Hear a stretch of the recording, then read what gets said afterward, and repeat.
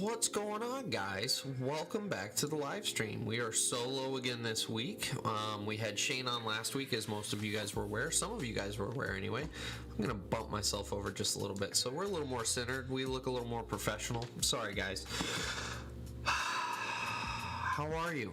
It's been a long week. It has been an effing long week. And I just wanted to say something. It really makes my night right now. There were 11 people waiting for the live stream to start, which I know sounds like a pitiful number when you compare it to Dirt Perfect and all those other guys, but for me, that's pretty awesome, and I love it that you guys were waiting for me. And I did want to address Mr. Heston here in the comments. My man, thanks for the subscribe. And I lived in Idaho. I have family that still resides in Idaho. If you're familiar with Horseshoe Bend, the little dinky logging town about 30 minutes north of Boise, the foothills, or I'm sorry, the gateway to the Cascade Mountains, if you will. I lived in Horseshoe Bend for a year and a half with a graduating class of 30 students. So I believe it or not, I have been in Idaho. I love Idaho, and Idaho doesn't get enough credit. It is one of the prettiest effing states, and Californians, if you're listening, Idaho is terrible. Please do not move to Idaho. It is a god-awful forsaken place. So, anyway, how's it going? August Rains, I appreciate you. You've been the first commenter, and you've been like 10 minutes early to the live stream for like 3 weeks in a row now. I do appreciate it. Matt, good to see you, brother. I hope everything's going good at the new job. In fact, please post here in the comments and let me know, because I have not been able to keep up with anyone's channel because I've been working my ass off on all of my stuff I got going on. How's the new job treating you, man? Jonathan, what is going on? I am going to get into my week here in just a second once I catch up with everybody. Shane, glad to see you. I'm sorry that we did not do the live stream together tonight. It's been a crazy week. I'll get into it in just a second. Yeah, Sebastian, how's it going? Steven, what advice do I have for a scraper? Make sure your air ride seat is set right and use some sort of a pillow to sit on. Otherwise, you're going to destroy your back. Give me just a second. We'll get into that. I actually do have some tips. Yes, Shane, hit the like button, guys. Appreciate it. Brandon, how are you, bud? I love just firing right off with the awkwardness right at the beginning. I wouldn't expect anything less. So, Jay Pater, you know, I don't know. Is he pro Idaho? Is he against Idaho? I can't remember. Is he actually from Idaho? I don't even remember. But I will say, from my standpoint, I love Idaho. But for everyone else, if I could drop the F-bomb here, I would say F off. Stay away from Idaho. It's being ruined by Californians. And I'm sorry, Shane, you're from California, but I also think that you understand what I'm talking about, because you live with a bunch of the crazy people that are all ruining other places because they've decided California sucks all of a sudden. So, anyway.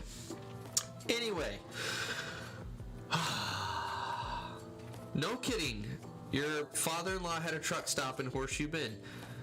Interesting. What a small world we live in. It is amazing. Matt, new job is going great, other than the fact they don't want me posting videos on social media. Oh, that's super lame. Well, oh well. You know, Steven, what? Firing off with a $5 donation. My man. I appreciate that. Thank you so very much. I really do appreciate that. Yeah, every time someone decides to donate some money, I cannot tell you, $5 seems like a very small amount, and in the grand scheme of things, I suppose it is, but for you guys to go out of your way to give me any amount of money, I cannot tell you the amount of appreciation I have for that, just because that is exactly the sort of thing that makes this channel grow. It allows me to get more equipment. In fact, I had my wireless mic system die on me this week, so that was great. I'm running around. I almost yanked my freaking shirt off today because I was jumping out of the hoe with the wire connected to me still. Anyway, yeah. So let's go back up to the top here and let me recap some of the things I said I would get to in just a second. So Jonathan, to touch back, how was my week? I had a flippin' busy week. I am exhausted. I've been working with Rick all week on it's a basement and an engineered septic field. It's a pressurized mound system. I don't know if you guys are familiar with that or not. We had to truck in a ridiculous amount of sand, and for literally 3 days I just moved sand around. And so, like, that's part of why this job has felt so exhausting, is for 3 straight days, Rick trucked in the sand, I moved the sand into place, or I mixed the sand with topsoil. Sebastian, what is happening this evening? Sweet Jesus, we're up to $10. My God. Guys, thank you. Like, this is, I'm not even going to tell you, like, this is genuinely, like, this is a great ending to a completely, I'll just say it, it's a completely shitty week. It was a shitty week. And this is, I appreciate it, guys. I really, really do. So all that to say, we were doing this mound system, and for 3 straight days, all I did was move sand, and it felt like we accomplished nothing, even though we were working crazy hours and we were moving a lot of material. It just didn't feel like you made any progress on the job. Now, I will say, one of the perks of having a YouTube channel that is actively growing, if you guys are familiar with the company iDig, if you're not, I will tell you, they are a French company that manufactures an indicate-only grade system for excavators, and they contacted me out of the blue probably about a month ago, and we have been arranging to try their system out. And so for a full week, Kevin from iDig came out. He is one of 2 sales guys that cover the entire North American continent. He came out, hooked our machine up with an iDig system, and we got to play with it for a week. So I will say, even though this has been a really long, really shitty week, it has also had some really fun parts, because I really, really got to get intimate with the iDig system. I absolutely love it. It's a fantastic system, and I'm going to brighten this up just a little bit, guys. Bear with me. Yeah, that's a little better. I'm not so dark and melancholy.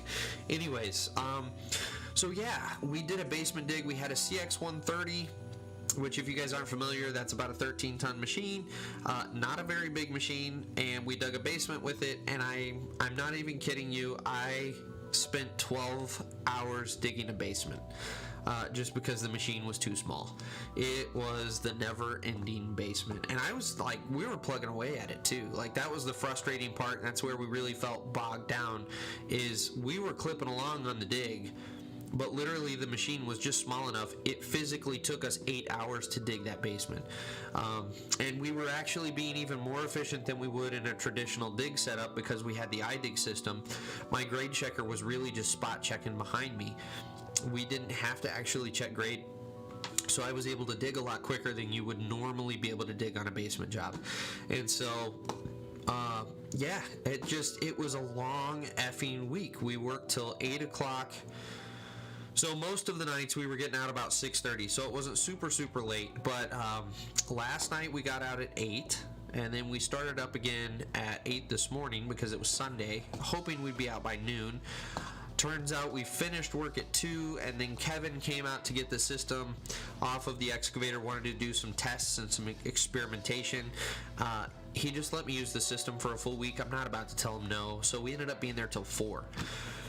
And then on top of that, I got all the YouTube stuff that I'm trying to take care of before Monday hits, and it's just, and we had the live stream tonight. So that has been my week. And so all of that to say, the donations, you guys showing up, we've already got 14 people in here. Like, I appreciate you guys. That's where I'm going with this whole story. I appreciate you guys. Thank you. Let's see here. So let's go back here. Steven. I'm sorry, you're also going to have to bear with me because we're in that part of the year where the temperature's ping-ponging all over, and so my allergies are going nuts.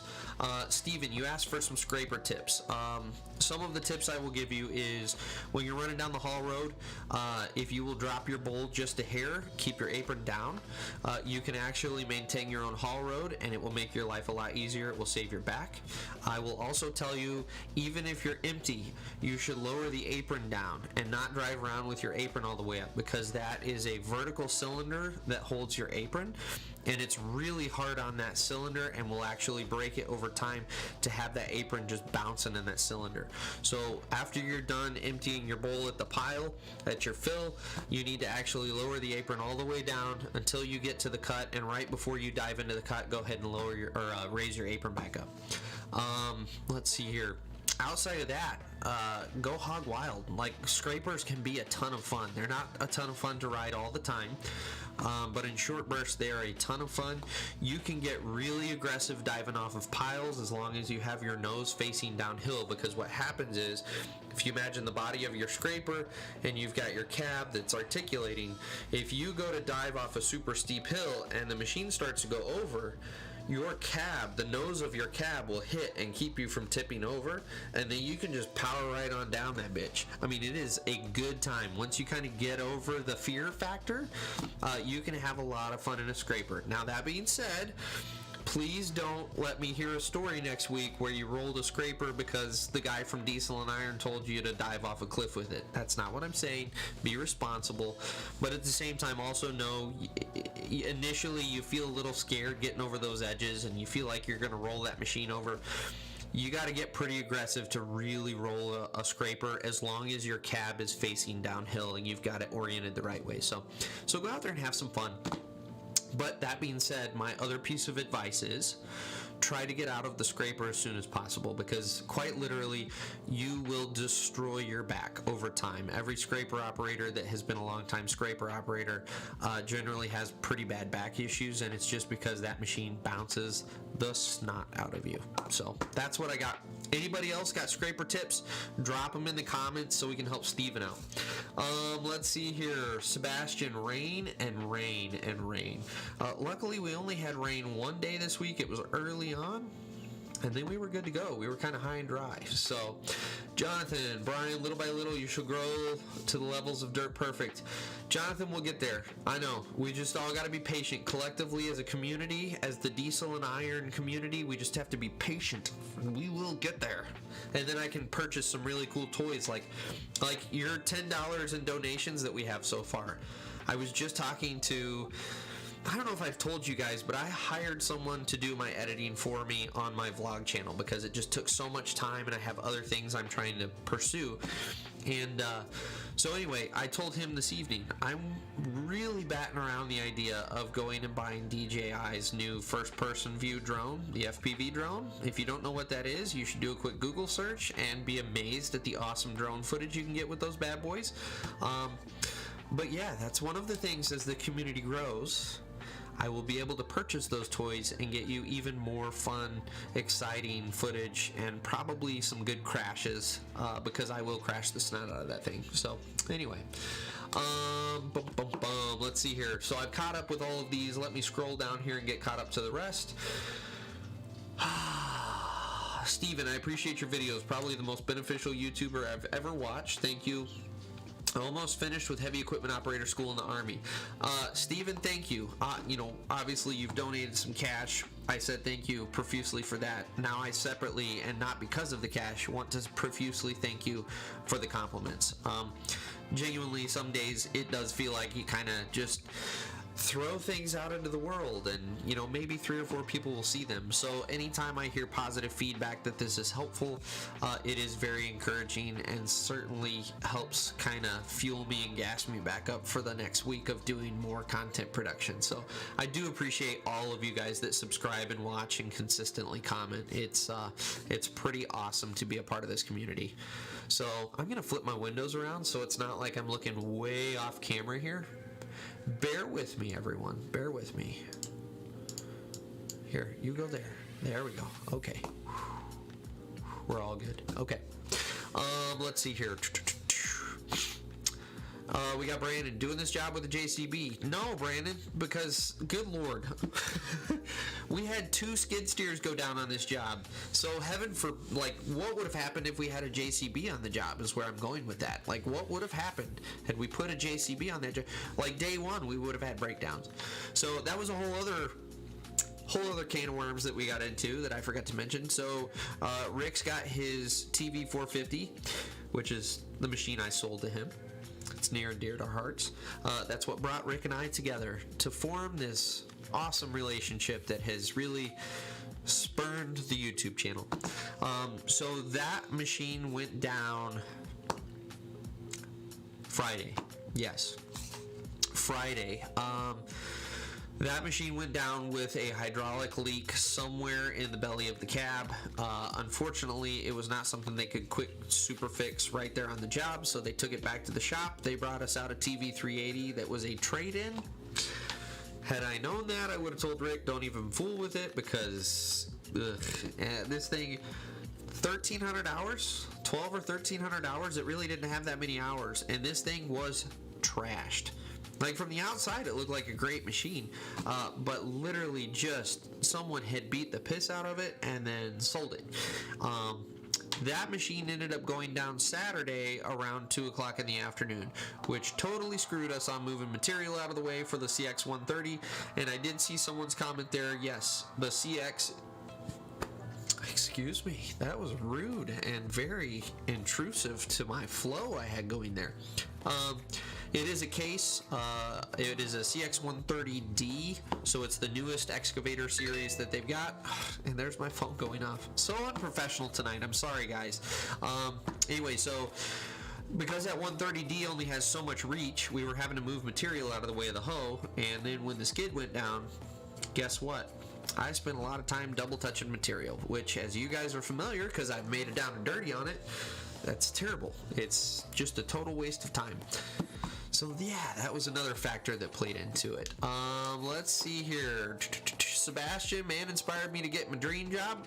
Dude, we're happy to have you in the trades, man. I don't want to be thought of as the inspiration. I want to be thought of as the coach that kind of helped you come to the light. That's what we should be talking about. You had a good idea, and I just encouraged you to follow your good idea. So thanks for being a part of the trades, brother. Like, genuinely, all of you guys, the Labor Day video that I put out is 100% genuine. I don't put those videos out just because I want to cater and I want to get views. Like, genuinely, I love the guys in the trades. I love all of you guys that have chosen to do this as your line of work instead of going to college and instead of doing these other jobs that are better. And I really put some big air quotes on that, better, because they're not better. But at the same time, everyone acknowledges that we work really hard. This is not an easy profession. So that video was 100% genuine. I do appreciate you guys that are in the trades. So. Oh, let's see here. Efix, what's happening? It's good to see you as well. Thanks for coming to live stream, man. I really do appreciate it. Let's see here. I wonder how they... My God, guys. My God. We're going to have to turn the ringer off tonight. That's how bad it is getting. We're turning the ringer off. That is very intrusive and very unprofessional. Maybe this is why we're not at Dirt Perfect levels right here. How often does Dirt Perfect have his phone go off in the live stream? That's it.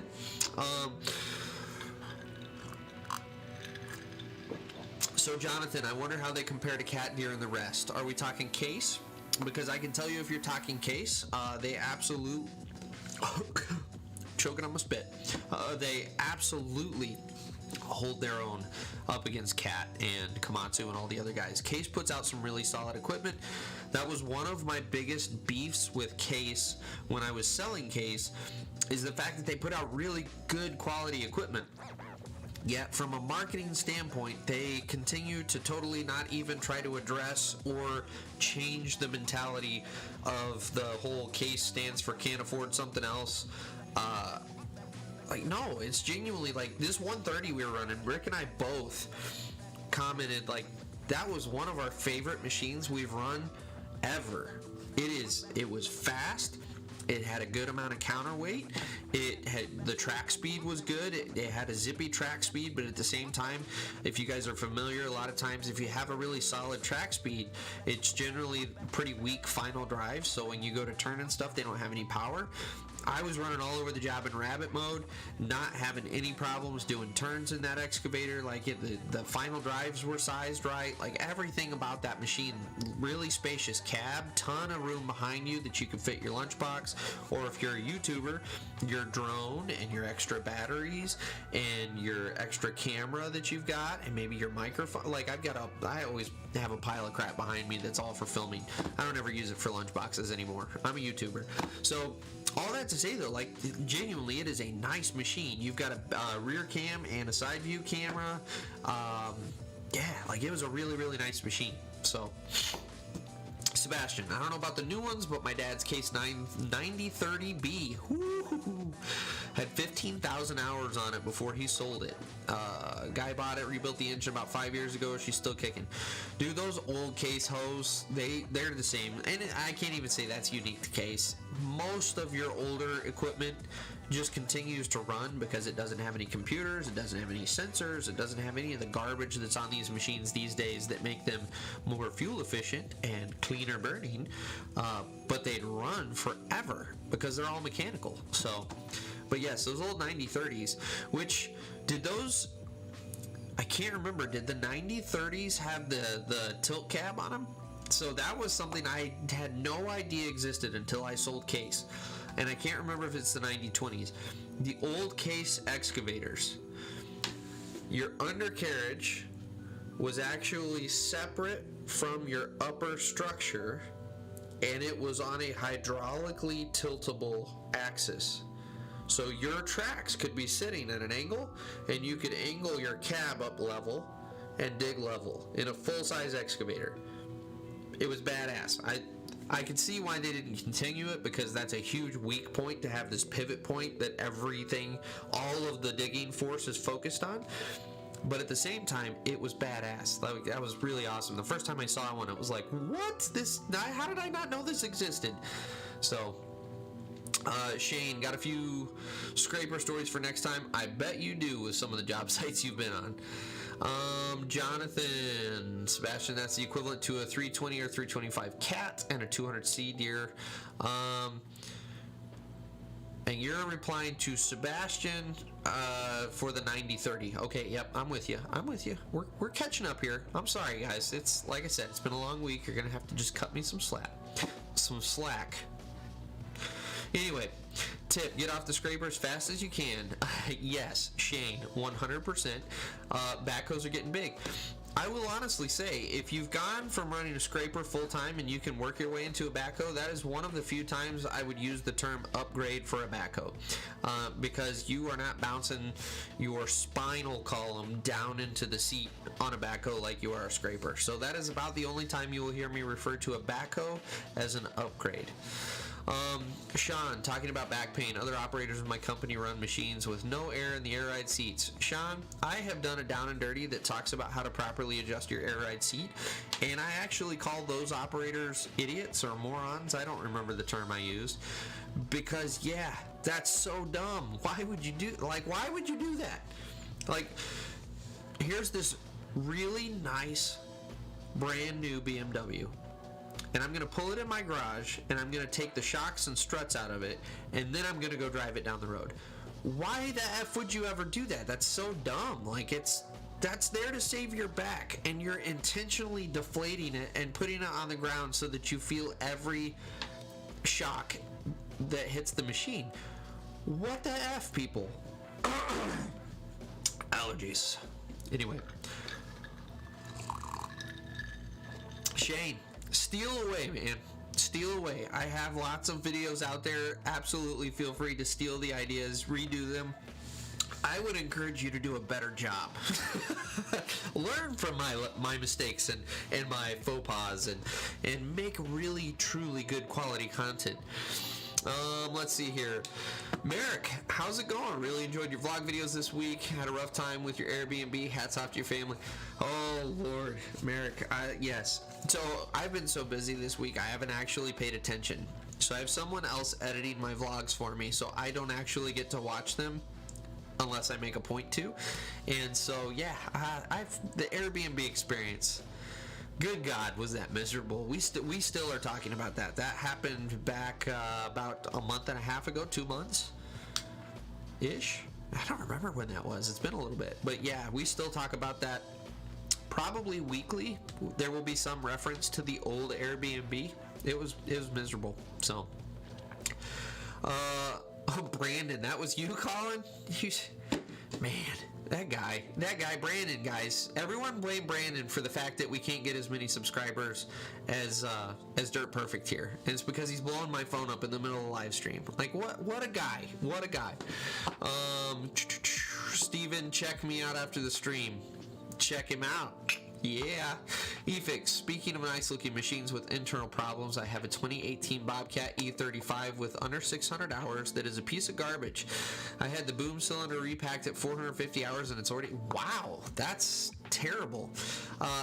Your bigger issue is that you bought a Bobcat mini excavator. That's your biggest issue right there. Pretty much anything... anything on that machine is going to be garbage because I flippin' hate the Bobcat excavators. I hate them. Rick and I both have agreed universally Bobcat excavators are some of the worst in the industry. There it is. I said it. I'm sorry. I'm sorry to pop your bubble because I know you own this machine. I'm sorry to be that guy. I hate them. I hate them. Plus, the sending unit is done, so the fuel gauge doesn't work at 600 hours. Yeah, that's ridiculous. That's unacceptable to have those sort of issues with less than 1,000 hours on the machine. I mean, come on. I can't breathe through my nose. I hate allergies. I really do. That is the one downside to this part of the year. I love getting into those cooler mornings and getting that like crispness in the air where you can work all day in like a hoodie and it's just awesome.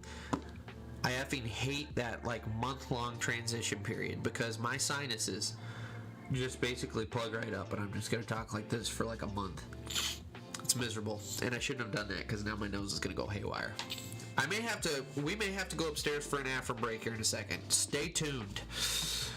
Sean, yeah, it really sucks. A double touch material. Been doing too much of that lately. Can't find a truck driver. Got to just keep moving sometimes. Throw dirt. 100%. So I had to cut a swale in the back of this property, and the only way to do it was to cut the swale, throw it behind me, cut the swale, throw it behind me until I had a big enough pile to climb on, and then it was move the pile, cut the swale, back up on the pile, move the pile, cut the swale. That's how I spent a solid 2 hours of one of the days this week, which is another reason this week just sucked, is because it was just so much wasted time. I hate wasting time.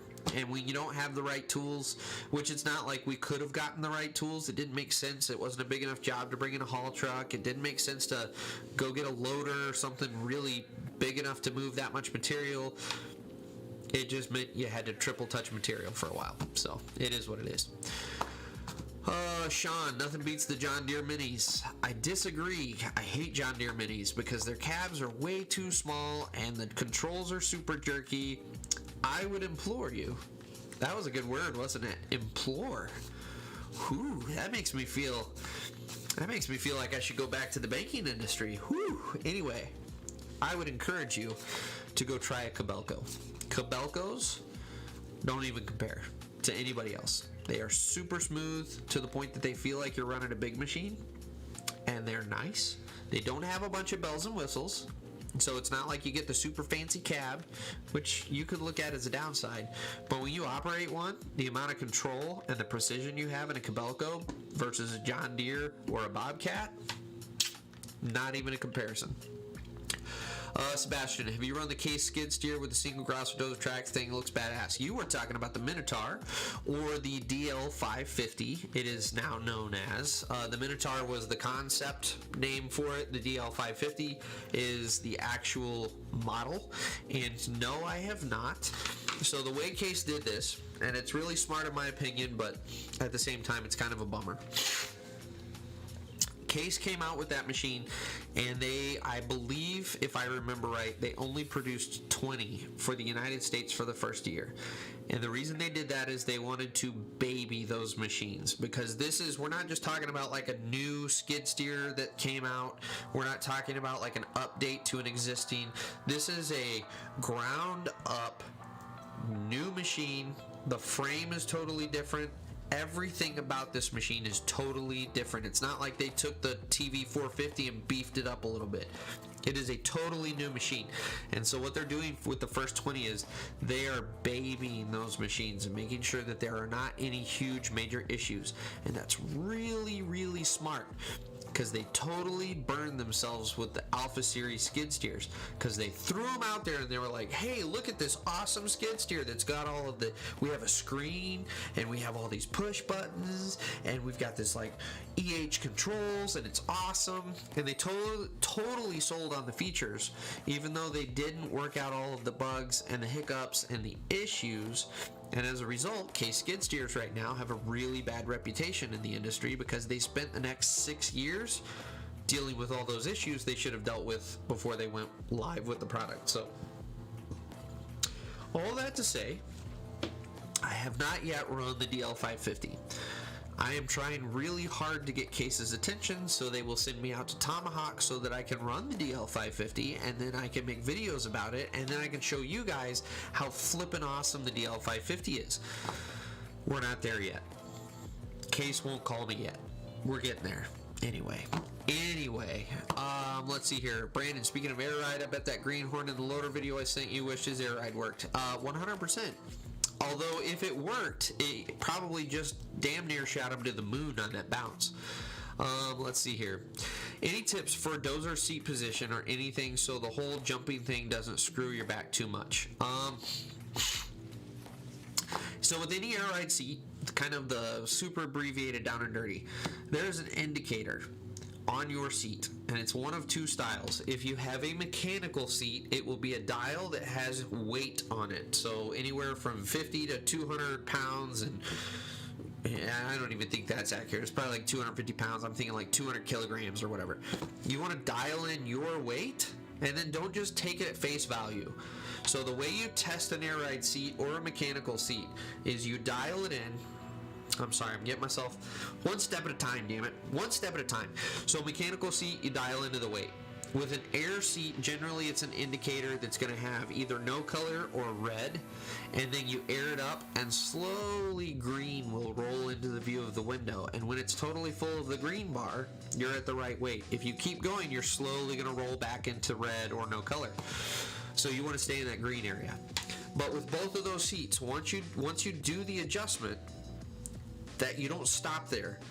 Sit up, because you're always bent over, leaning forward, and your weight isn't correctly distributed on the seat. So once you get it dialed in, do this. Bounce up and down, and that way the seat is going to naturally find its equilibrium with that new setting, as if you were bouncing up and down in the seat. And a lot of times what you'll find is after you do that bounce, you might need to add a little bit more air, or you might need to dial the weight just a little differently. So that's how you want to adjust a seat. As far as like position forward or backward, there's not really a good position. I will say in a Dozer, I generally err just on the hair of being a little too full of air, and the reason being is every once in a while you come over a hump and you slam down on the tracks, and it's just enough to bottom you out on the seat. And so if I'm not running right in the green, I'm running just slightly over, so the seat is slightly, and I mean slightly, overinflated. And that's about the best you can do. Other than that, it's really getting better at dozing a flat path for yourself. And then the other thing I'll tell you is anytime you're in a tracked machine and you are going over something where you're going to tip, whether you're going forward and tipping forward or going back and tipping back, as you come up to the tipping point, so let's say here's our tipping point, we're coming up on our Dozer, and right about the time that your weight is going to shift and slam you down, instead of going straight, turn just slightly right at that tipping point. Turn to one side, and what that's going to do is it's going to do a nice smooth transition of your weight. And so as soon as you've transferred the weight, now you can turn back the other direction and you're back to going straight again. So anytime you get right up to that tipping point, just turn slightly to one side or the other, and it's going to just nice and gentle let you down. That works for excavators, skid steers, anything that has a tipping action like that. If you turn, you're going to do a lot smoother transition. Sean, us old timers learn that way sitting on an old horsehair seat, which is metal springs, horsehair, and vinyl. Yeah, yes, yeah. There was no such thing as a suspension seat in the old days. It was, here's your milk crate, go to town. Let's see here. Hey Ryan, what's happening, man? I'm sorry I'm just now getting to this, but I am glad you are here, my friend. Sean, don't have many scrapers here in New England. They have some in the Carolinas. So scrapers are one of those machines, kind of like track loaders. It really depends on where you're at in the country on whether or not you see them. They're super popular in some areas of the country, and they are super not popular in other areas of the country. It's kind of interesting. So those are the sort of things I find really interesting in this business. How you can have totally drastic different ways of doing things, even from one state to another, that are right next door. It's interesting. Let's see here. My 2150 Takeuchi blew its return line at 325. I tracked off the road, had no cameras that day. Oh, that's kind of a bummer, because that would have been a fun one to get on camera. I didn't catch Rick blowing the line on the skid, but I did capture us dragging him around with the CX-130 with a totally dead machine. Jackson, Seattle just lost to the Titans at home. I'm one of those weird guys that doesn't follow sports. I'm sorry. I know that probably makes me less of a man. It is what it is. I'm sorry. I've never been able to get into sports. But I'm sad, I guess, that Seattle lost. I don't know. Do you have any opinions on C&H Case's acquisition of Sampriana? I don't have any opinions, really. I'm kind of curious to see what they're going to do. I'm not really sure what their plan is, because the small amount of literature I read on the whole thing, press release wise, they really focused the majority of their attention on supplying parts and kind of talking about the parts side of it, which to me that kind of says there's not really going to be a huge push for the machines. It's more they're talking about bringing them on board as a parts supplier. Now I will say this. One of Case's struggles here in the States is part supply. They've really been working hard as a company on getting their parts department to the point that, they're able to compete with CAT, because, we all know that CAT can get you pretty much anything within a day or two. Unfortunately, Case has not been in that boat traditionally. They are getting better. In a lot of areas, they've improved greatly. But they still really struggle with some of their parts and getting them to you in a timely manner, because a lot of them are shipping from Italy or Korea or let's see here, I think Argentina. I don't remember where the other ones were. So you've got some real long wait times, especially if you're talking about doing a ship, literally a ship bringing a part over from Italy. I mean, you're talking a month and a half. So I am excited at the prospect of them being able to get their parts times down, but we'll see what happens. Steve and Jonathan, keep the dozer level so it's not bouncing. Don't go up steep inclines if you can help it. Yeah, that kind of sums it up. Jackson, I think I covered that. Nope, I sure don't. Dozer Dennis, operating weight. Yes, operating weight is on the dial on the seat. And unfortunately, I think a lot of us in the industry, our operating weight is a little heavier than we would like. At least mine is. That's not located. It's okay. Find the skid steer we have. Let's see here, Ryan. I find in the skid steer we have that I have to run the seat a little low on air, otherwise I'm sitting way too high. So I will say that is one thing about those air ride seats that can get kind of irritating, is if you kind of want to be at this level, but proper inflation takes you up to this level, that's kind of irritating. Likewise, I've been in a couple machines. It's a little more rare.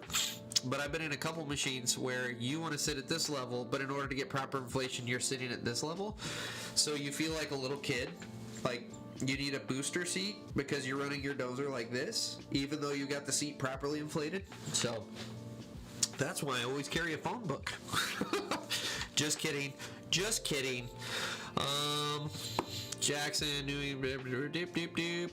I don't even know. I don't even know what language that is. Is that Japanese or Cantonese? I don't know. I do appreciate you joining the live stream. Unfortunately, I have no idea what that says, but I do appreciate you being here. Jonathan, thanks for those tips. Keep it when I finally get into the industry, which I hope is soon. I love dozers a lot, and excavators, backhoes. Nah, there you go. He knows the channel, guys. Unless it's a JCB. Well played, Jonathan. Well played. Let's see here. Change to low idle, low gear to avoid bouncing around when you can or at tipping points. Brian, I also don't pay attention to sports. Yeah, sports just never drew me in. Oh my gosh, guys. The snots. We're gonna do it. I'm gonna put you guys on a brief hold. I apologize. I know we're really clipping along right now. It's literally gonna take me like 30 seconds to run upstairs and shoot my nose full of Afrin. I have to do it in order for us to have a good evening. I will literally be right back. Please don't go anywhere. I'll be right back.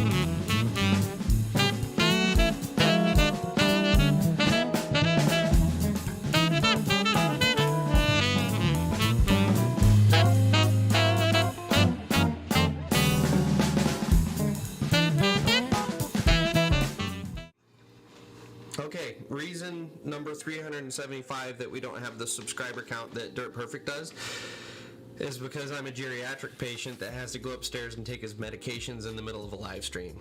There it is. That's the reality of our situation. I thank you guys for donating.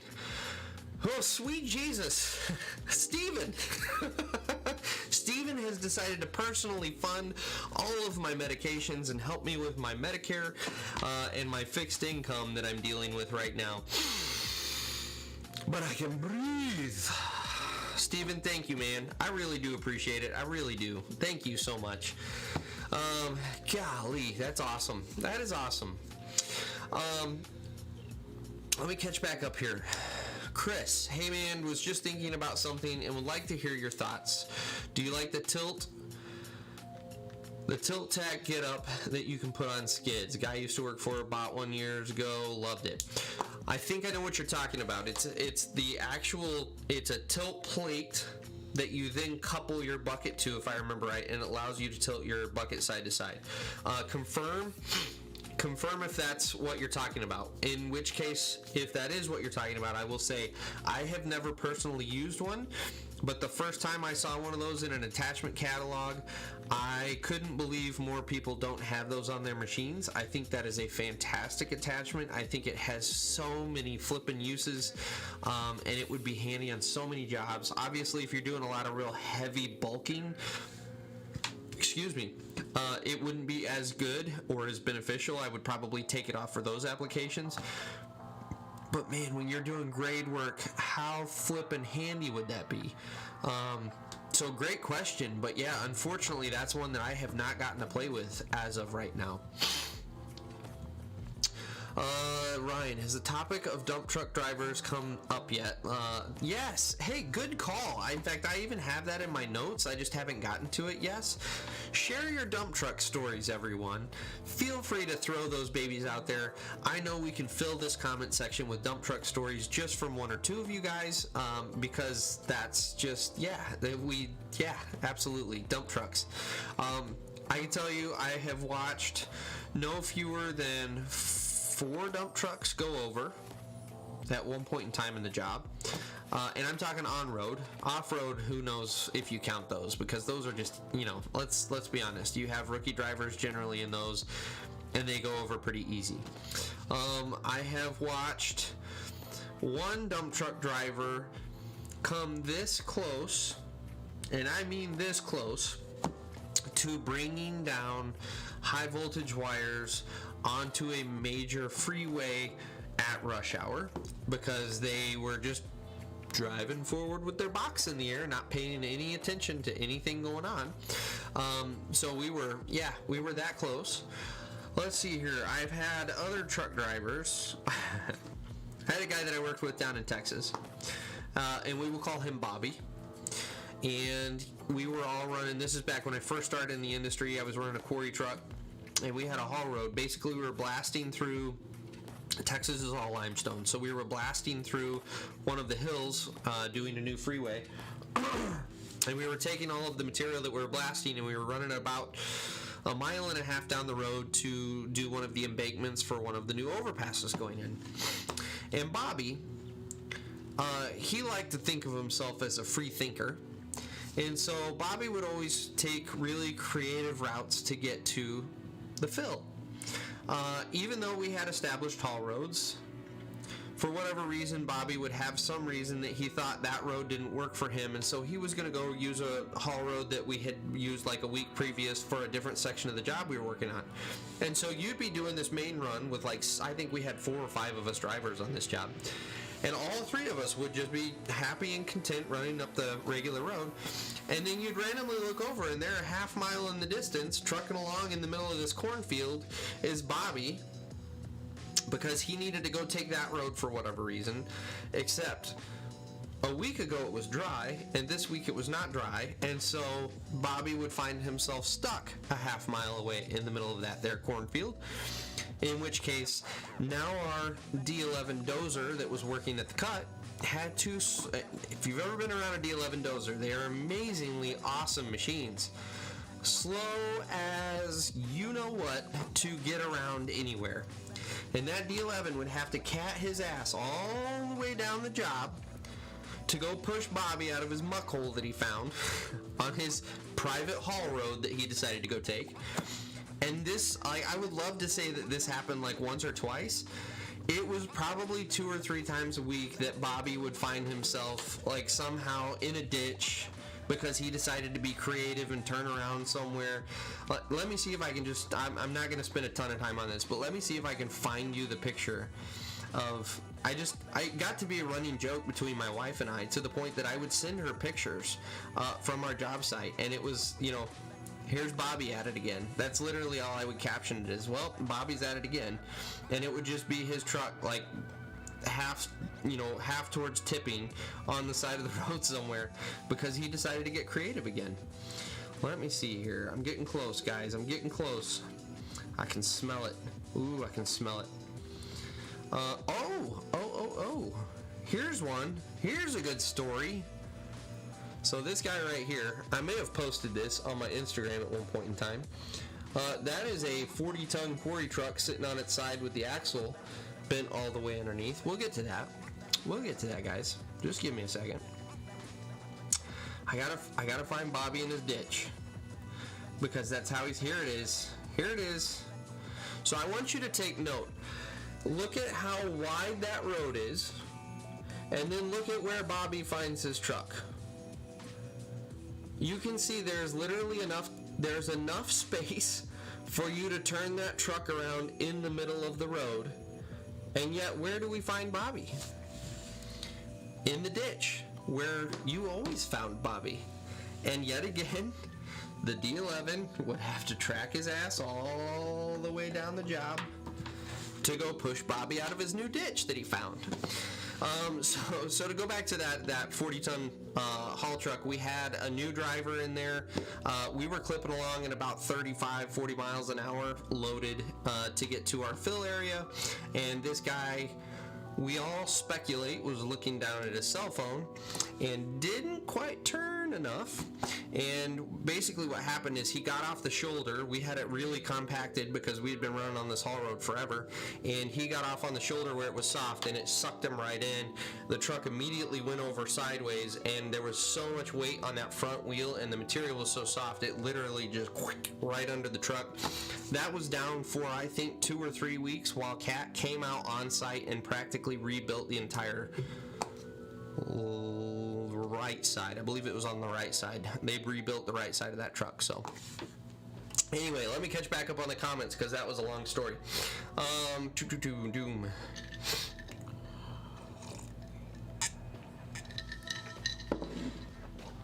Jackson, no, you did not miss my birthday. Steven was being creative with his $20 donation.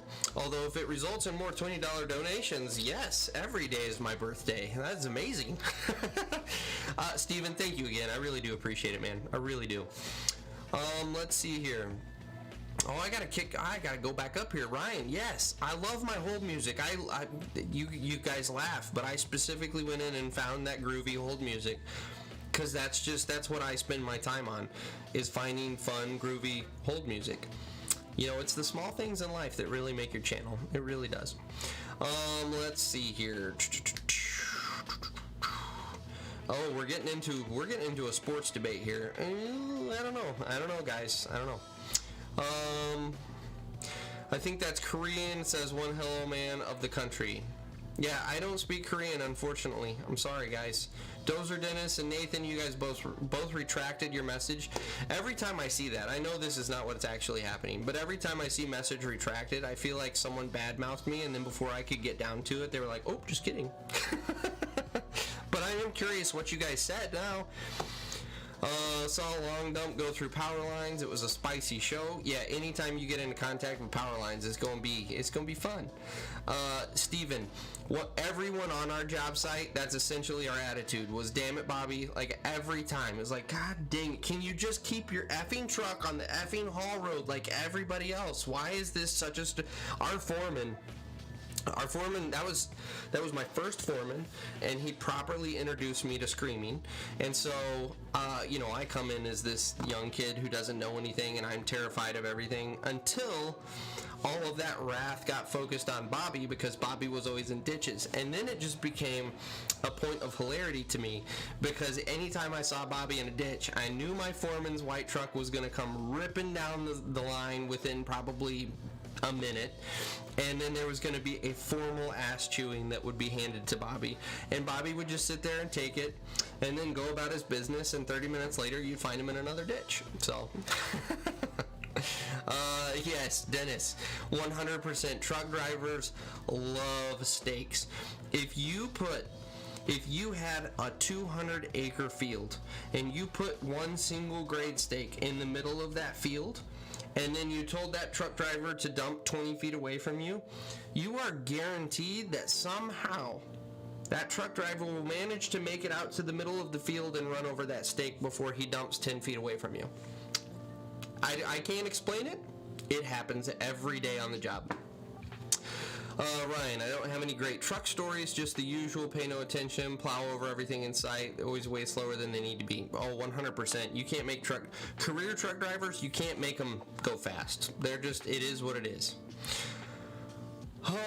Almost had one go over this week in the front of the truck, not the back. Very strange circumstances. Think the tailgate got jammed up with boulders and, ooh, wow, and lifted up enough where it wanted to flip over. So you're talking literally like it was going this way. That would have been exciting to see. Assuming no one got hurt, obviously. You have to say that. I have another story for you guys. By far my craziest one. This wasn't even like a regular truck driver. This was a fuel truck driver. So we're working on this road project, and we had a fuel delivery service come out and fill all of our equipment. So literally, it's not like it's one of those fuel and lube trucks. This is literally just fuel.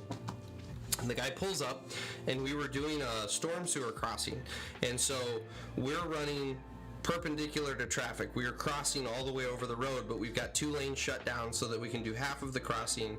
We would fill that in, and then the following day we would open up the next section and finish our crossing. So we have this giant trench. I mean, you're talking, we're 10-ish feet deep. And so you're probably, I don't know, 20-ish feet wide with your trench. By the time you factor in the fact that we had cut the asphalt and peeled back everything. And so very obvious that there's an excavator sitting right there, the loader's sitting pretty close. Like, there's a ton of equipment around this giant hole in the road. And so Mr. Fuel Truck Driver comes driving up to fuel everybody up, and he stops about, I don't know, 10 feet back from the hole. Pops out of his truck. We're all on coffee break. This was a union job, so we were legitimately on coffee break. So we're sitting there watching, and we're not even thinking anything of it, and chatting away. And he gets all of our equipment fueled up, and he pops back in the truck. and lets off the brake, and you can tell he's not looking in his mirrors to back up. And so I said, is he about to drive in the hole? Does he know there's a hole in front of him? And literally, as that's coming out of my mouth, it's like a movie. Everyone in slow motion turns just in time to see this genius go right into the hole. Like, he literally just drives right off, and his drive axle, or his steer axle, is hanging in the hole. Thank God no one was in the hole. But he's like, we're just like in total shock and awe that this is happening. Like, it's all slow motion for us, and we're just like, what is happening right? Like, what is happening right? He walked in front of his truck, between the truck and the hole, at least 3 times, going back and forth to get things out of his truck. And we're just like, how in the F do you make that? What are you doing? It doesn't stop there. So this thing is totally bottomed out on the frame. The steer axles are dangling in the hole, and we're just like everyone's screaming at this point. We're like, what are you doing? What are you doing? This guy doesn't even act like we're there. He puts that baby in reverse, and the only explanation I have is he must have had an entire full load of fuel on, because somehow miraculously he backed that bitch right out of the hole back onto the road. I heard a giant pop, but nothing happened with his steer axle. He managed to back out of the hole, back onto the asphalt, and just moseyed right on down the road like nothing had ever happened. And we're just all like, we all are just silent at this point. Like, no one knows what to say other than, did I see that correctly? Did you guys see that happen? Like, that genuinely just happened? That's probably the craziest thing I've ever seen. Because had he ruptured one of those tanks or one of the supply lines under the truck, it would have been an environmental catastrophe, because that storm system tied into a natural water outlet, like a stream or something a little further down the road. It would have been shut down that entire road and have hazmat come out. It would have been a complete disaster.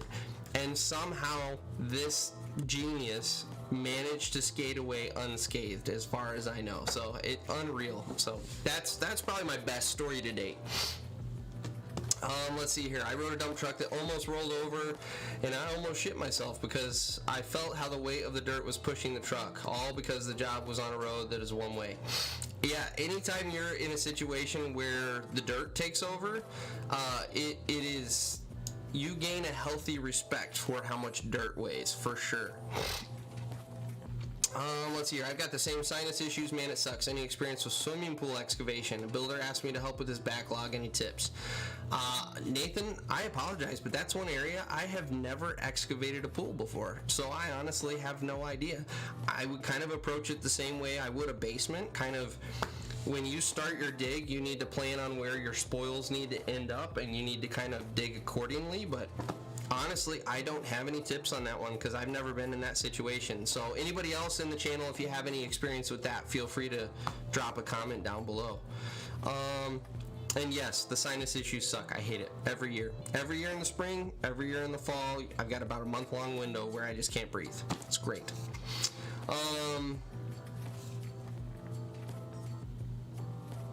Sorry, catching up here.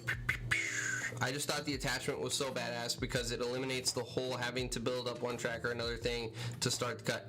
Chris, 100%. That's such a handy thing to have, and it's, relatively speaking, it's not that expensive of an attachment. I want to say you could pick one up for like $1,200, $1,500, somewhere in there. Like, it's not like it's an astronomical, really expensive attachment. It's really not that bad. I wouldn't go buy it in an application, like I said, where you're doing a lot of bulking all the time, but for landscape crews and stuff where you're just needing to grade and backblade at an angle and kind of start your cut in, and what a great tool. Let's see here. Oh, Sean, I think Bobby had a cell phone involved. Bobby did not have a cell phone involved. Bobby was a giant man-child. He looked like a giant toddler because he wore overalls every day. And yeah, Brandon, sweet Jesus, man, if that's you again, you're just gonna be banned. I'm just gonna block your number. Sweet Jesus, we're in the middle of a live stream, damn it. Yeah, Bobby was a overalls wearing man, and that kind of sums up Bobby. I don't think he could use a cell phone other than a flip phone. I'm fairly confident he would struggle to check his own email, and that's not a knock on anyone, but that's just kind of the guy that Bobby was. So I don't think a cell phone was involved. It was literally Bobby was not the brightest crayon in the box, and that's just how you sum him up. Yeah, Bobby was smoking doobies. Yeah, 100%. Jackson, I have not had a chance to set up a P.O. box, unfortunately. I will keep you posted. I promise I will keep you posted. It's on my agenda, but honestly, the season has gone haywire here in the last couple, 3 weeks, and I have yet to catch a breath. Let's see here. Patchy's Collection. What's new? Sorry to be late. You have an Instagram because I'm new to the channel. Well, first of all, thanks for joining the channel. I appreciate it. I can't talk, but I do appreciate it. I do have an Instagram. I believe it is diesel_in_iron, if I remember right. I don't remember. Can someone remember? This is how sad my life is. I'm relying on my subscribers to ship a link to my Instagram because I can't remember my own Instagram. And really, this is karma coming back to bite me in the ass because I just got through making fun of Bobby for not understanding technology, and I don't remember my own Instagram handle. That's life. That's life, guys. I'm sorry. I shouldn't have made fun of Bobby. But by the way, Patchies, thanks for joining the channel. I do appreciate it. Ryan, if Bobby was anything like the other drivers I've seen, is a phone in one hand and the other on the radio, they should install more radios and remove the FM ones. Yeah, that wasn't it with Bobby. He was in an older truck that didn't have a radio, and that was just Bobby in a nutshell. He was just not a bright guy. He really wasn't. Still waiting for you to get some metal in your videos. I don't know, Jackson. I don't know. I'm not a metalhead, and I know my editor is the furthest thing from a metalhead. I don't know if we're going to have metal in the videos. I will see. Maybe I can throw together an Instagram compilation or something that will have some metal in it. Well, I'll keep you posted, man. Second part of the story. The one car incoming didn't want to let us pass and forced us to move to the side, and the road isn't leveled with it, so all the weight went to the right side. It was a save. Yeah, that would pucker my butthole right up. 100%. Yeah, that would be scary. Andrew, when it says message retracted, it was usually a comment that was too long. Interesting. Good to know, because I've thought this whole time that you guys were saying something and you're like, nope, I take it back. I don't want you to answer that question anymore. So it makes me feel better that you just wanted to talk to me so much that YouTube was like, no, shh, you're taking too long. That makes me feel better. Steven, I forgot to adjust my chains on the dump truck and went to do a spread and had to have the front loader push my tailgate in to change the chains. I've been in that situation before. I think most of us who have driven have found ourselves in some sort of situation where you have kind of like a I'm an idiot moment. Likewise, I have gone to dump the truck and totally brain farted and not popped the tailgate, and then you get enough pressure against the tailgate that the tailgate latches won't release. And similar situation, you got to have the excavator or the loader come over and shove up against the tailgate just to relieve that pressure so it'll pop. So yeah, no judgments here, my man. No judgments. Sebastian, how about the drivers that park further than the excavator can reach and get mad when you spill off the side? 100%. Or the ones where you literally clear this shining golden, it looks like the yellow brick road from Wizard of Oz. That's the extent that you polish up the road for them to back into you. And you almost have the aircraft landing beacons going down the side of it. It's so obvious. You put mounds on each side, and then the guy somehow comes in all cockeyed and decides, nope, I'm going to park my truck here. And you're just like, why? I just spent all that time making you this perfect parking spot, yet you're about to bust one of your springs on your axles because you decided to drive over the mounds that we're designating the effing parking area. For what? Because you're retarded. I'm sorry, you're an idiot. God, come on, get out of the truck and look at what's going on. I'm getting a little worked up. I'm sorry, guys. I'm sorry. Truck drivers do that, though. They work you up, even when you're not actively in the situation. Like, that's how irritating it is. Oh, God. Okay, let's woo-saw. Let's see here. We had one semi hauling 45 tons of sand. He could only legally haul 35, but for some reason 45 was the number he chose. And he drove insanely fast. I mean, part of me wants to say dumb, but part of me wants to say that's a trucker. I mean, my God, look at the number of rounds he was able to do and the amount of tons he was able to haul versus all the other guys. So, and it's his ticket if he gets caught. Just, you know. Probably didn't own the truck. Yeah, that's 100%. If you own those trucks, you baby those trucks. You could always tell the guys who own their truck versus the guys who were just driving someone else's truck. Screw the EPA, throw some dish soap on it. Yeah, that's right, Andrew. With the fuel spill, I'm assuming. Yeah, Don will take care of an oil slick or fuel right off the top of water. Yep, that's it.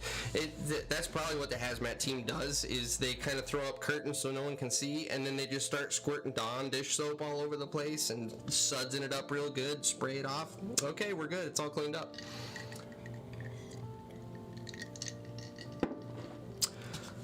I made a video of it because I had never seen it before, scared my driver pretty well, didn't want to get back in the truck for a minute. Well, you should share that video because I want to see the video. You should, yes, throw that in the comments if you can there, Sean. The newer Wacker Newson machines have the machine or the cab leveling system. Interesting. So I'm not familiar. I've never run a Wacker Newson, but I know they kind of run a little bit of everything. And so I've always kind of thought of their equipment as being really bottom of the barrel equipment. So it is intriguing to me that they have that feature on their machines. How is the rest of the machine compared to any other machine? Because when I think of Wacker Newson, I think of a plate compactor. And I'm sorry, but if you design and build plate compactors, I don't think that qualifies you to build excavators. That's me being a judgy prick. I realize that. I'm sorry. But that's just kind of my mental thought process there. Ryan, Nathan, we've dug a couple pools recently. It depends on if you have the pool contractor there. We do, so they run grade and paint the lines. Okay, alright, so we're having some pool discussion, which I'm going to read. I'm sorry, you guys can follow along while I read this, but this is how you learn in the industry. Like, here's a prime example. I've never dug a pool, so by God, if Ryan's got experience, I don't care how old Ryan is, how long he's been in the industry. If he's done something I haven't, I can learn from Ryan. So I am reading this. Nathan, depending on what type of pool is, 0 entry, stairs, lap pool, think of it as cutting the shape out of the spot. I also don't have any experience, just a swimmer. Oh, so Steven is, so now that is a prime example of a man at work right there. As my wife says, when I say things, I am often wrong, but never in doubt. I'm sorry, that's my mom that says that about me. Often wrong, but never in doubt. If you throw anything out there confidently, then people will generally take you at your word, and it sounds like that's what Steven's trying to pull right now. It's like, I haven't dug any pools, but it's really easy. You just do this, this, and this. And to which I go, that sounds legit, but I think he's onto something there, by God. I'm sorry, Steven. You've donated. I feel bad, but I am going to give you crap because that's what we do on this channel. Brandon, thank you for tossing up the Instagram handle. I appreciate that. Basement, if you don't... Okay, so this is a continuation of his first comment. It's not much different than a basement. If you don't be very sure, you get all of the grades, measurements, and everything, and make sure you take the time to do everything precisely. You need to be able to visualize the slopes as well when digging pools for the walls and transitions from deep in though to shallow in, so your layout is like a basement with more complex angles. So that's kind of the way I've always imagined it, is it would be kind of a pain in the ass because you've got like complex curves coming from the sides into the bottom and from the deep end to the shallow end, and then you got the curve around the outside. Like, to be totally honest, I've never had a desire to dig a pool. I do have a pool manufacturer here locally that has discussed having me out to do some film work for him And I told him kind of my deal is I also do some freelance operating. He was like, well, I ought to have you dig a couple so that you know the process. To which part of me was like, oh, I don't really want to do that. But the other part was like, yeah, but it's learning a new skill and it's something else I can add to my, kind of, I just brain farted on the word I'm looking for. My catalog of skills, I guess you could say. Anyway, so, it's one of those things. I would dig one or two. I would not want to do it full time. Sebastian, spilling fuel in a quarry was a huge no-no. We were very quick to use the machine to bury our sins.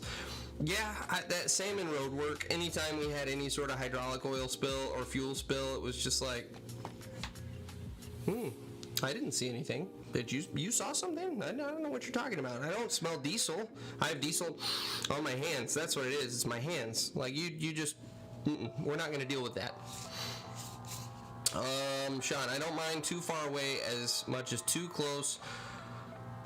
You can move to get him close, but you can never move to get him away, and then the boom all the way up can't reach over the side. So, to an extent, unless you're up on a pile, Sean, which is the situation I always find myself in, I'm up on a pile where I have a very limited space to where I can move, and the guy decides to park 30 feet over. And it's like, well, first of all, if I could reach that far, let's just say if I could reach that far, I have a fully loaded heaped bucket, and you're putting me all the way out at max reach, which means this machine is 100% going to start tipping. And I know for a fact, Mr. Truck Driver, that you get your panties all in a bunch whenever I touch your side rails. Yet you have parked in a way that has guaranteed that I will absolutely demolish your side rails. So you tell me what you want to do. Your move. That's how you play the chess game with those guys right there. Which is bottom of the barrel, Wacker Neuson or JCB? Brandon, that's a great question, and I think that could be a future video. We could do a dig off with Rick and I. One of us in a JCB, one of us in a Wacker Neuson. Which machine breaks first? I think we could do it. Bobby, Wacker Neuson equipment is mainly in rental yards, mini-X skids, etc. I did architectural landscaping construction for 7 years before excavation, so use the rental yard more often than not. Yeah, all of that, that's exactly what I would picture a Wacker Neuson machine being, both skids and excavators, is kind of the rental go-to, because it's cheap and it's a throwaway piece of equipment. That's kind of the mentality I have towards Wacker Neuson equipment. Your trucks or any equipment, I've seen dozers and excavators being operated without any care of breaking lines or any, yeah. So Jonathan brings up a really good point. That is 100% a problem in the industry, and part of it's just the attitude of people, obviously.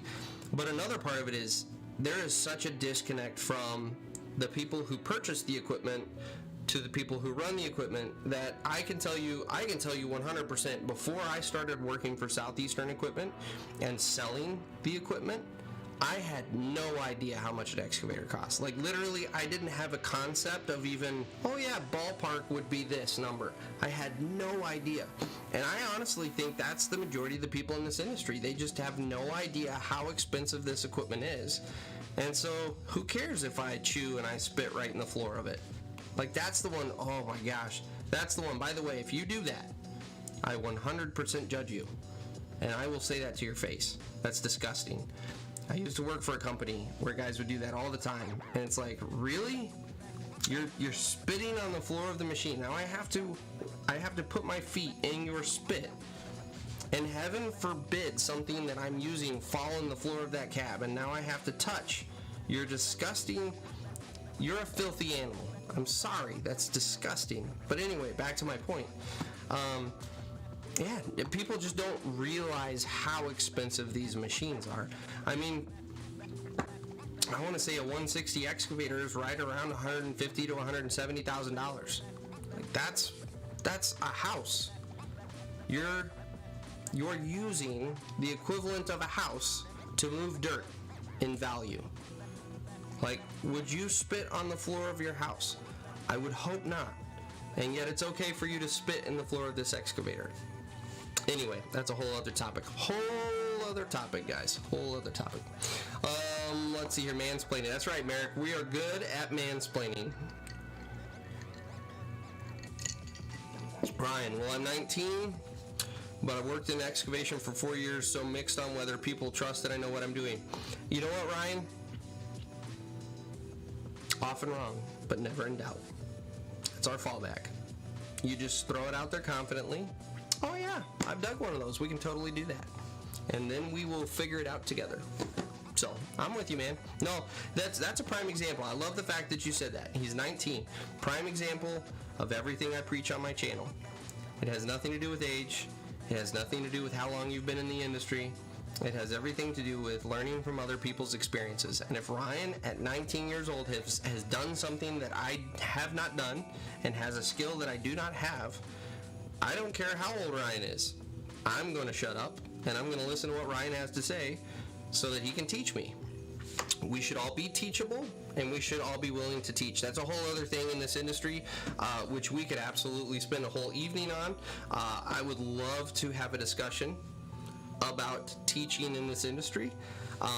But yeah, we all should be willing to teach in this industry. Knowledge should not be something that you hoard. I'm sorry, that's a stupid attitude. It really is. It doesn't benefit you. It doesn't benefit anyone else. Stop hoarding knowledge and be willing to teach. Anyways, let's see. Woo, the comments just blew up. Dadgum, guys. Woo, I gotta catch up. Don't feel bad. I thought it was funny and pretty true. I'm normally right. Exactly, Steven. Yeah, that's what I say too. I'm normally right. Google it. And then if you get the wrong answer with Google, you just go, oh, they must have changed it. Like, that's the easy out. Oh, that must have changed recently. The way they used to dig pools was the way I was talking about. That's funny as hell about Steven. It had me intrigued too, but then he's like, yeah, but I'm just a swimmer. That's exactly what I did. I read that was a very emotional roller coaster that I went down as I read through his comment, because I'm like, oh yeah, he's got some really good points. Oh, but I'm just a what the F, Steven? You had me totally hook, line, and sinker, and then you're just a swimmer? Come on. Anyway, Jonathan, question. How do operators deal economically when rains too much and can't work? Do operators make a savings account for those times? Because sometimes could be weeks before they can't move weeks that they can't move the equipment. So that's a great question, Jonathan. There are a couple things that you can do. The first one, the smartest thing, the piece of advice I would give you is, in any situation, I'm trying to think of how serious and how in-depth I want to go with this.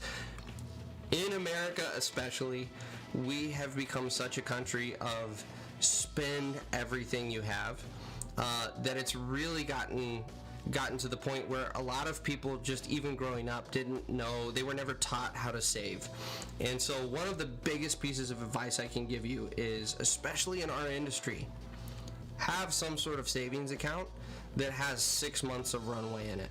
So figure out what your monthly budget needs are, and then make it a goal to save at least 6 months in your savings account. Because take rain out of it, take anything else, we all know this is a cyclical industry. We've been running a really, really good time here with the economy cranking along. We're all fat and happy, and we're doing great. But at the same time, we all collectively can kind of feel that somewhere in the not so distant future, there's going to be another recession. And we're in the trades, which means we get hit hard and we get hit first. And so the biggest piece of advice I can give you is take rain out of the equation, get yourself at least 6 months in the bank so that you've got a little runway, so that if you get shit canned tomorrow, you're okay. You're okay. We don't have to panic. I don't have to go out and find 2 or 3 jobs to make up that income. I don't have to make the wife go to work tomorrow because we've got to figure out how we're going to pay the bills. It's okay. We've got time to take a deep breath in. I've got several months that I can go through, and if I want to stick in the vein of excavating, I can go through and apply to a bunch of different companies and try to stick with the industry that I love. I've got time. And if then that doesn't work, then I can start applying at these other jobs that I don't want. But because you've got that 6-month window, you don't have to panic, and you can look for a job that exists in a very difficult time. Versus the way everybody is now, you literally your check dries up tomorrow and you're like, oh, I have to go work at a convenience store and also work at the grocery store and have a third job in order to even just cover my bills. So that's the biggest piece of advice I can give you. So that's answer number one is yes, I would highly encourage you to have a savings account. The second option is you can actually apply for unemployment for short-term issues with your job. So if you're off for 2 or 3 weeks at a time, you can 100% go apply for unemployment. And it's not like you have to be on unemployment for 6 months. You can be on unemployment for 2 or 3 weeks. Now, the downside is it takes a little bit to kind of get the ball rolling on that. But likewise, it backdates to when you were out of work. So if you can somehow make it through the stretch that you didn't have any income, you will get paid for those weeks for unemployment. Now, unemployment is not nearly what your regular income is going to be. You have to factor that in, but at least it's something. Let's see here. Boom, boom, boom. Gotta scroll up. I mean, it's a hole in the ground. I get there's a lot I don't know yet.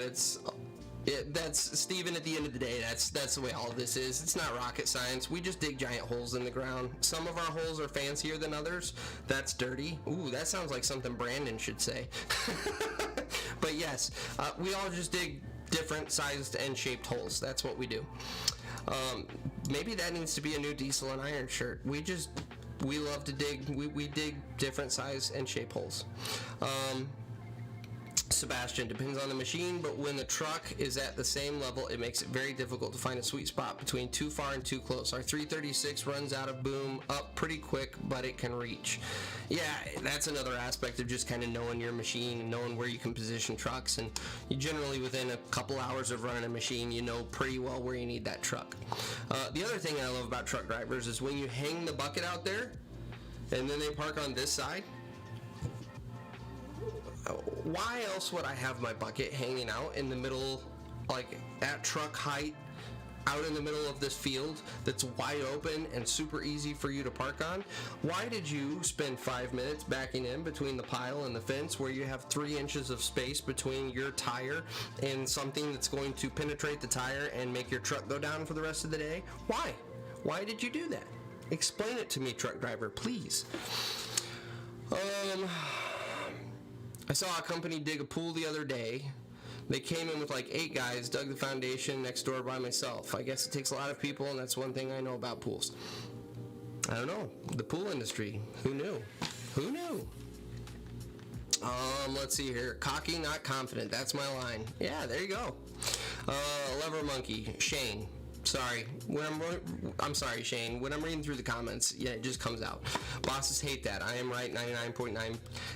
Yes, you have to. That's the thing with foremen. You got to tread lightly when you know they're wrong and you're right. It's like, well, yeah. Let's see here. Adolf Hitler, 666. So it looks like we have a 12-year-old that has decided to come in here and introduce hilarity. So, everyone enjoy the hilarity that has decided to join us. I don't know why. But, whatever. I can put them in timeout? That's an issue? Or that's a thing I can do? I didn't know you could do that. I can put them in timeout, guys. Maybe. I didn't know you could do that. Ooh, he's in timeout for 300 seconds. I didn't even know I could do that. That's pretty slick. All right. Thank you, Adolf Hitler, for helping us learn what I can do in the live stream.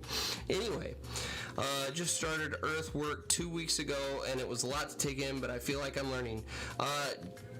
Gio Gonzalez, I will say that never stops. And if it does stop, you have gotten lazy and complacent.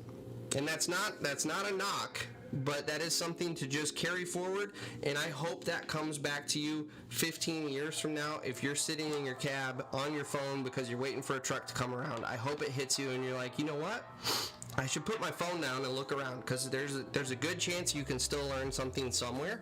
But that's one thing I love about this industry is you never stop learning. Prime example, we're in here talking about pool excavation, and I got a 19-year-old, Ryan here, is teaching me about digging pools. You never stop learning. I've been in the excavating industry for 10-ish years now, And I've been watching people do excavating my entire life, and yet I'm still learning on a daily basis. But all that being said, I'm super happy to have you in the trades, man. Thanks for joining the industry. Hey, it's not being easy.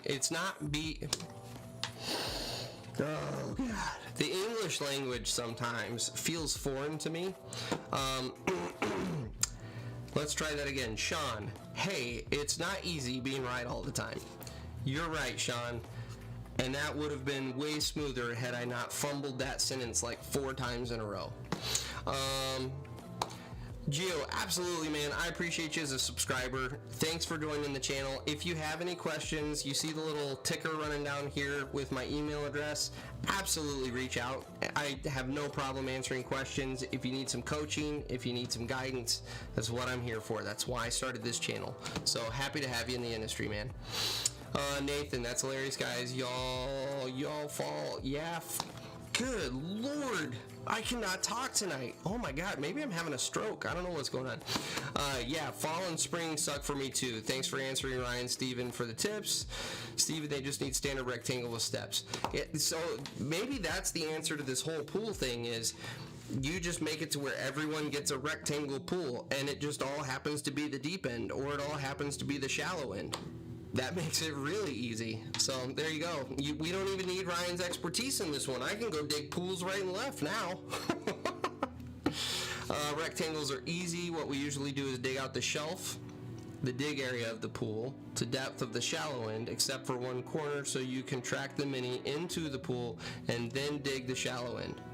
Everyone does it differently, but that's how we do it. Interesting.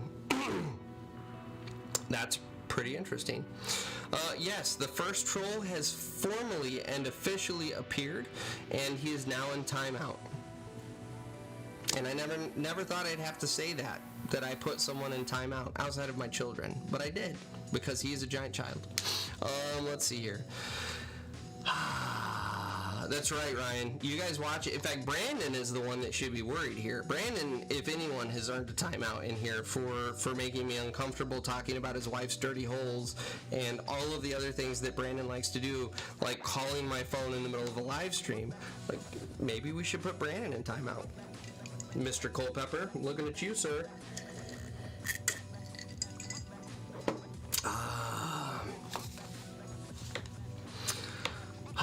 Let's see here. I'm sorry, guys. We're starting to wind down, which, by the way, it is 3 to 9. Let's go for another 5-ish minutes, because I think we're starting to wind down. It feels like things are starting to woo-saw a bit, and it has been a long effing week. 5 minutes. 5-minute warning, everyone. And I think that should time out to where Adolf Hitler will still be in timeout. I feel like I've done the world a great service, because I can officially, after tonight, say, I'm Brian Furness from Diesel and Iron, and I personally put Adolf Hitler in timeout. It sounds good. It does. It sounds really good. I'm probably going to start using that pretty regularly. It's Brian from Diesel and Iron, the guy who put Adolf Hitler in timeout. 27 years digging, and I have never dug a pool. Me and you both, Shane, in the non-digging a pool. You have way more experience than I do, but I have also not dug a pool. So almost you and me both, in a way. Sean, when you're on a site with a lot of people on the ground, I don't blow the horn. I shake bucket and make them pay attention more. They always on the phone, sometimes never look and mash the gas. So, yes, That's with trucks. The other thing I'll say was when you got a ton of people on site. Prime example, I was working with Rick today, and we had a younger kid on the job, still pretty green to the industry, and, excuse me, whenever I have multiple people, I actually talked about it in my vlog I did today, when I have multiple people on site, I will always tuck the bucket in before I spin, because you never know where that other person is. Like, if I've got my labor and I know where he is, that's fine, but that other person could come out of nowhere, and if you've got your arm extended all the way out and you're swinging full speed, it doesn't take anything to whap somebody. All that to say, today we were digging in a septic tank, and I went to go swing around, and thank God that's what I do. I pull my bucket all the way in because I don't know where everyone's going to be. This kid just lack of experience and not knowing, had walked up to go check the grade to where I had just cut. Even though I did not expect him to be there, I totally would have just demolished him had I had my bucket out. And that's where you have two options in the way you handle that situation. And this is important for, everyone that sees this. There are two ways you can handle that situation. One is being an asshole. I could have absolutely just unloaded on him. What the F are you doing? Why would you do that? I almost killed you. Or you handle it like a mature adult and you use it as a teaching moment and you don't scar the kid for the rest of his life. And I just said, hey, do me a favor. If you're going to come into my swing zone when I'm turned around, you got to yell at me and let me know that you're going to be there. Because had I not sucked my bucket in, had I been another operator and I swung around, I would hit you in the head. And you're talking about, this is a CX-130. It's a small excavator. That bucket empty probably weighs 1,200, 1,500 pounds, if I had to guess. You're getting smacked in the head with 1,500 pounds, 1,200 pounds, and I bet you're running 10 miles an hour across the ground at the end of that bucket and when you're swinging across the ground. Like, that would have killed you. Absolutely. So that's the way I handled that situation, and now he knows. But that's also another great example of just the way you handle yourself on site when there's a lot of people. Don't ever, ever, ever take for granted that people know to stay out of your swing radius. If there's multiple people, it's another story if I've got one laborer and I know exactly where he's at and I'm checking for him. But if there are multiple people on site, it's always a good idea to pull that boom in. Let's see here. Thanks for the advice. For the economic question, I'm noting everything. Guidance right now, not only in the industry, but other jobs too. Why? Jealousy could be, I don't know. Let me reread that because that didn't make sense to me. Thanks for the advice on the economic question. I get that part. You're welcome. Absolutely. I'm noting everything. Guidance right now, not only on this industry, but other jobs too. Why? Jealousy could be. I don't know. I don't know what you're referring to in the last line of that, Jonathan, because it has been too long since I answered your question. This is where we get into that YouTube delay where we're talking about two different things right now. Let me know what you're talking about. Or don't, because we've only got 4 minutes. And that's only because I'm being generous. We're actually at like 2 minutes. But anyway, I would never have guessed good old-fashioned pool edition tonight. Yeah, 100%, Chris. That's the beauty of this live stream is we have a very winding, meandering conversation. And it keeps it fun because I never know what we're going to talk about. I originally started this live stream and was like, yeah, I'll have a topic every night. And we'll talk about the topic and it'll be super cool. And instead, it's just turned into this disaster where we all sit here and talk about like what kind of cake we like, and then let's talk about the economy, and then let's talk about, well, Hitler being put in timeout. So who knows? Boss just texted, more rain coming, no work tomorrow, gonna need some yeah, Sebastian, fire that OnlyFans up, man. I'll subscribe. I'm probably not gonna watch it, but I'll subscribe.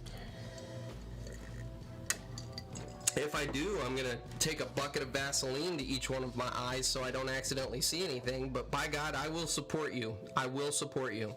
This support that you're giving me, it's a two-way street, buddy. I got you. Thanks for the live stream tonight. Learned a few things, heard a few interesting stories. We'll hopefully be meeting you this Saturday. Oh, yeah, that's this coming Saturday, Merrick. You're gonna have to remind me. I totally forgot about that already. It's in my calendar, so I'm not an asshole. I'm sorry. I forgot, but I won't totally forget. If that makes sense. Anyway, all right, guys. I'm literally gonna wrap up. I'm gonna try to work my way super quick. If you say anything else after Ryan's comment, we're ending it, Ryan, and I'm sorry. As always, I always feel bad ending these things because I feel like I'm leaving people out. But at the same time, you guys would have me roll until like 11:30 if I didn't cut you off. So someone's got to be the responsible party in this relationship. And it's me, the man who put Hitler in timeout. Damn it. This is my first live stream. Just found the channel 2 days ago. Stoked to say the least. Thanks, Bobby. I appreciate it, man. I really do appreciate the support. You guys make this channel what it is. I say that every time someone says that. It's true. You guys are why I do this. I appreciate it. I'll apologize for the language ahead of time, but anyone who would use Hitler for a handle is a C. See you next Tuesday to start with. Wayne, some people never really made it past the 5th grade, and that's one of those people. So it is what it is. Some people just really struggle with that maturity aspect of life. Your conversation, inches to tenths, was very good. Help. I'm just doing groundwork, but the goal is to operate. Stick with it, Mr. Gonzalez. You will get there, I promise. It's just, don't. Here's the biggest piece of advice I can give you. Don't shortchange your shovel time. Don't try to speed past it, and really view that as an opportune time for learning. You will learn more on the end of that shovel than you will on the seat of the excavator. I promise you, when you get into that excavator, you will look back on your time on the shovel for the rest of your career and be so grateful you spent that time there. So really, the best piece of advice I can give you is just keep that attitude positive. Recognize that yes, it sucks, it's hot, this is a lot of physical labor, but I'm learning. I'm learning all of the things I'm going to use for the rest of my career. And stay positive. And that way, one day when you do get in the seat of that excavator, you will be a fantastic operator because you know what's going on the ground. Hope you have a great week. Boss texted me. I guess I'll be bombing trucks Monday and Tuesday, hauling shale out of a shake pit. Well, Merrick, you have yourself a good week, and I'm really hoping it works out to where we get to have lunch next Saturday. I'm really excited about that now that you've reminded me about it. Ryan, always look ahead of where you're swinging. Learn that from Let's Dig. If you watch him, he practically looking out the door when swinging. I'm the same way. I turn all the way around because I want fair warning if I'm going to have an issue. And I don't remember. Oh, there's the second Ryan comment. So, Wayne, Brian, I hate to admit it, but I'm about ready to quit the mini X's and go back to my case. Oh, Wayne, how dare you? How dare you, sir? Oh my goodness. That's all right. That's all right, Wayne. But you still, I will say this. If you go back to your backhoe, you have to show up here and you have to own that and you have to let us ridicule you because that's what this channel is about. And know that it's all in love and I am glad that you're here, but I'm going to ridicule you and it's going to be a good time. Jonathan, I mean, it's hard to get guidance on jobs by veterans. Yep, that's a topic for another night. Educating in the industry is terrible. Hate it. Also, never walk on the blind side of an excavator. Seen it happen multiple times. Yeah, that, and don't ever walk under a bucket that's suspended in the air. Like, it's shocking to me the number of people I've had to yell at and say, what the hell? Why did you just walk under a bucket suspended in the... Like, don't get me started. It's time to end the live stream. And Shane did a beautiful job. Thank you, Shane, of putting the inline... I appreciate you guys. Have a great week. We will catch you guys next weekend on the live stream. Yeah, we'll see you guys next week.